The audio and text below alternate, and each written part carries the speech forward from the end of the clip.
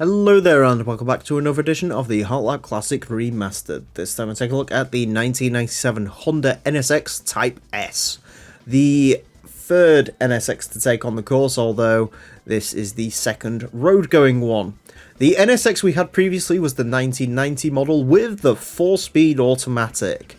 This will have no such issues because this has got a standard manual gearbox in it, so this in theory should be quicker, but we'll see. Mid-engined rear-wheel drive, 451 horsepower, 1,174 kilos. This car comes with the added benefit that it is Imola Orange, which, as we all know, any car that is Imola Orange will be quicker. So, it's going to get 6 laps of the Motorsports Land track in order to set the best time it possibly can. It is a 6-speed. Okay, cool. I'm not going to look stupid. It's going to get 6 laps of the Motorsports Land track in order to set the best time it possibly can. Our current leader is the Ford GT90, a 28.180, the NSX unlikely to beat that. The NSX, well, its previous time was a 31.030, so, I mean, we should be expecting this to be at least 0.3 of a second quicker. If it isn't, that's disappointing.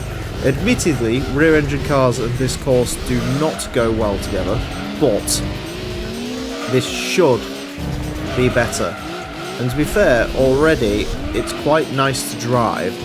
I will say, the second gear is a little bit longer than I would like, so I'm having to use first gear a lot more than I would otherwise, but so far so good. 31.068. That's not the lap time I was expecting it would be. A little bit sideways there. It's always been the problem with the NSX in GT2. A little bit more slidey than you would perhaps want it to be, which isn't ideal. It's alright to drive, like I say, it's actually quite pleasant to drive. Considering it has 451 horsepower, it's a lot more composed through the corners and on the power than it has any right to be, really. I mean, you would expect a 450 horsepower NSX to struggle a little bit on power delivery, but this is not. I think not having a turbo does hurt these cars a little bit around this track, because turbos are good for instant foot acceleration, which Hondas don't really have. You have to work them a little bit, which on a point and squirt track like this isn't ideal.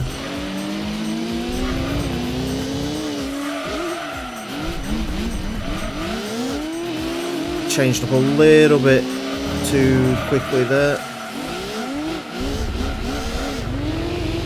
That corner not as good as it could have been. 30.826. I don't think I'm going to be going any quicker on this lap, judging by that first bit.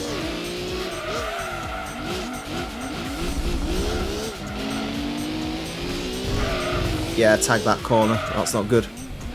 Alright.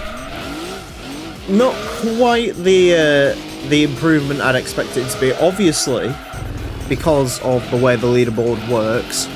That is a lot, well, that has put it much further up than it was previously. I definitely think there's 0.2 in there, definitely. The one good news is, of course, that there is plenty more NSXs, and Acura NSXs even, to come around the course. But for now, yeah, not bad, but obviously not quite the improvement I was thinking. Definitely 0.2, but there you go. 30.826 certainly isn't bad. In fact, that actually puts it 16 places higher than it was previously. So, a 30.826 will place this car into 52nd place. It is beaten out by a 93 Honda Civic, but it is quicker than the 97 Civic. As I mentioned, it is about 0.2 up on the other NSX we've had. It's quicker than the twin-turbo Supra.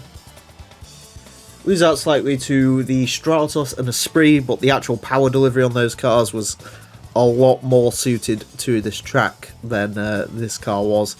Yeah, pretty good time, good car to drive, liked it. Just,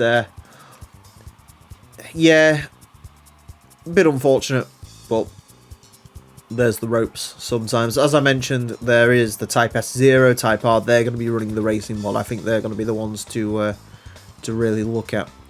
Anyways, that's it for this episode. Thank you all very much for watching, and join me next time when I'll be driving something completely different. Until then, farewell.